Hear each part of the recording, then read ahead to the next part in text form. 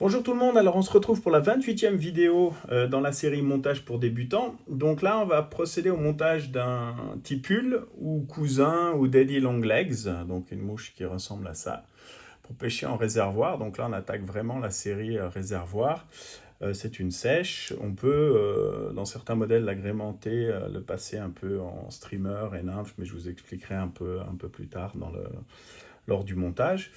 À l'étau, j'ai placé un hameçon, donc c'est un S5 Plus. Ici, il est en taille 10, donc c'est une mouche que vous pouvez décliner 10, 12, 14 à la limite, voire même au-delà, hein, 8, c'est tout à fait jouable. Mais déjà 10, on est déjà dans quelque chose de pas mal. Donc on va faire, j'utilise un fil noir dark brown en 14-0. On va faire un sous-corps. Voilà. On va utiliser pour le corps, donc vous pouvez utiliser faisan, dubbing ou autre, mais avoir quelque chose qui retienne quand même pas trop l'eau, étant donné qu'on est sur une sèche. Donc là, moi, je la fais avec un faisan, des plumes de faisan, comme ceci. Voilà, on va vraiment utiliser toutes les fibres, donc essayer de fixer au plus court et prendre des fibres assez longues pour essayer de faire au mieux un corps un petit peu conique. Rien qu'avec le faisan, sans vraiment grossir avec le fil. Voilà, on vient bien au départ de la courbure. Donc cette référence à un ardillon, je ne vous conseille que de l'écraser, bien sûr. Après, de toute manière, la plupart des réservoirs, étant donné qu'il y a beaucoup de pêche en eau-kill, interdisent l'ardillon. Donc pour vous éviter toute déconvenue au bord de l'eau, pendant que vous êtes à l'étau, vous êtes en train de le monter, écraser, ça sera beaucoup plus simple. Voilà, donc ensuite je vais fixer après mon faisan un tincelle holographique ici en doré pour le cerclage. Voilà, assez fin, quelque chose de discret. Et ensuite, on vient se placer sur la partie avant, comme ceci. On va procéder aux enroulements de notre faisan, donc dans le même sens que le fil, afin de pouvoir bien le bloquer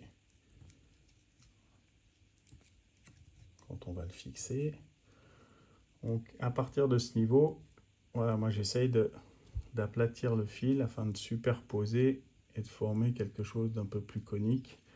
Donc en fait, on repasse une partie des fibres sur les précédentes, ce qui va faire que on va normalement, je dis bien normalement, obtenir quelque chose d'un peu plus conséquent en termes de diamètre de corps. Voilà. Là, on vient les fixer, comme ceci. Et on vient couper l'excédent des fibres.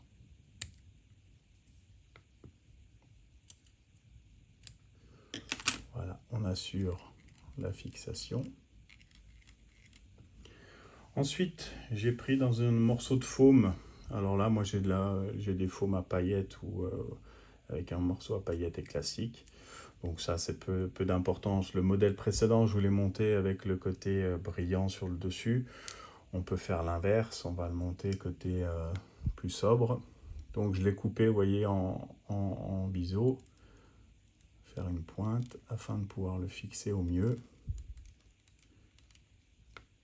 Donc on vient bien l'attacher, vous faites un peu, et vous voyez ce que ça peut donner. Donc là, je peux encore reculer un peu.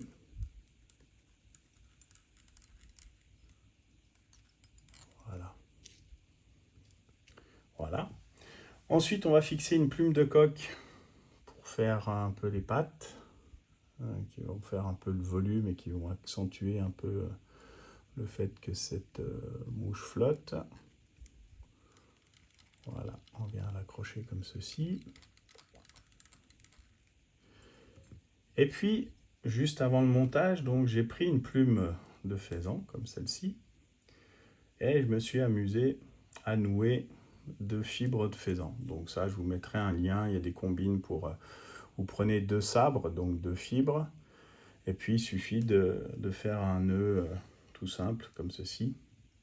Donc, voilà, vous obtenez ça. C'est un peu minutieux, mais il y a des combines avec des systèmes de crochets et autres. Voilà, ça se fait. Enfin, si après vous êtes assez agile de vos doigts, vous pouvez le faire facilement. Donc voilà, il vous en faut 4, donc comme ceci, qu'on va répartir sur le corps de notre sèche. Donc, dans un premier temps, je vais donner quelques tours. J'ai oublié le cerclage. Voilà, donc chose à ne pas faire. Bon, on va récupérer, ça fera une démo de ce qu'il ne faut pas faire. Donc ça va être un peu plus sport, mais on va faire comme ça même. On va tout rabattre sur l'avant. Donc voilà, on va profiter un peu de ça pour vous faire voir.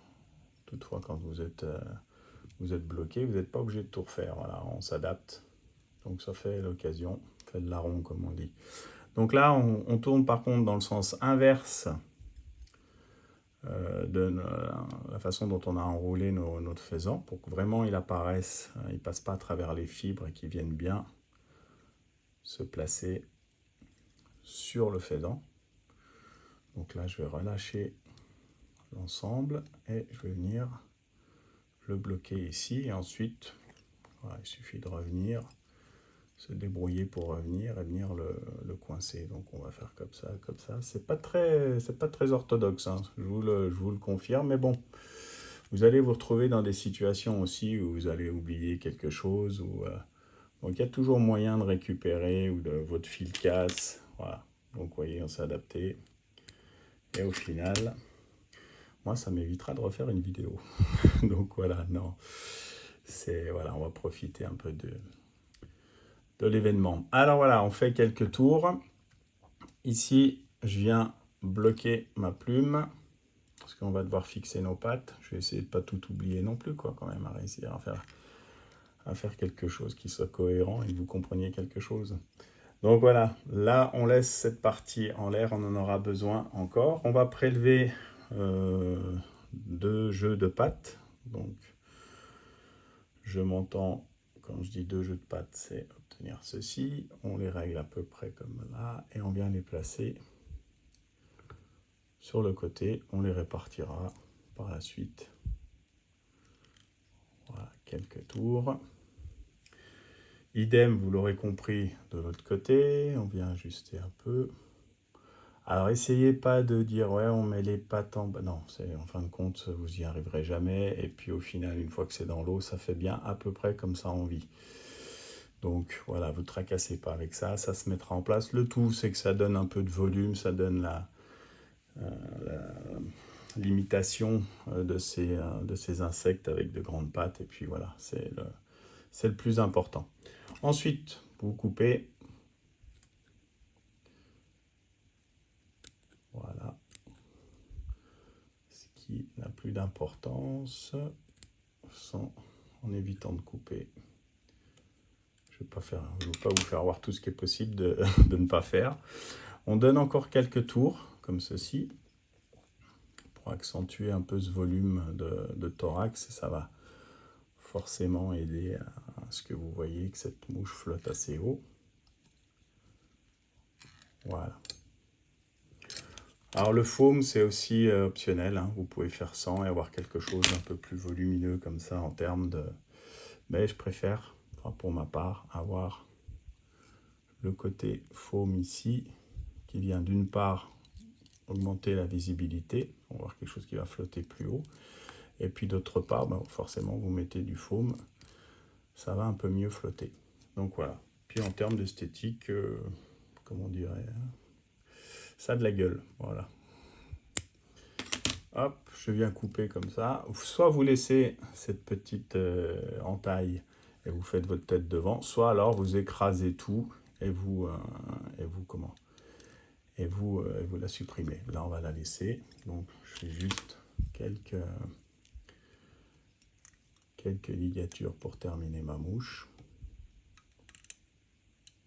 Voilà, une fois. On tire bien dessus.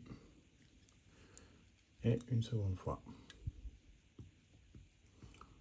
Vous pouvez me même après ajouter un petit peu de colle ou de résine sur la ligature ici, afin de la sécuriser, mais normalement là on est déjà pas mal. Donc voilà. Donc vous avez fait votre premier Daddy Long Legs. Donc ensuite, alors comme je vous l'ai expliqué tout à l'heure, je vous l'ai dit en tout cas, on peut agrémenter, on peut faire une variante avec une bille, donc tungstène ou laiton, si vous voulez quelque chose qui passe un peu sous la pellicule. Laiton c'est intéressant parce que c'est pas obligé d'une mouche qui aille très profond. Après, on supprimerait le faisan pour le remplacer par de l'élastique.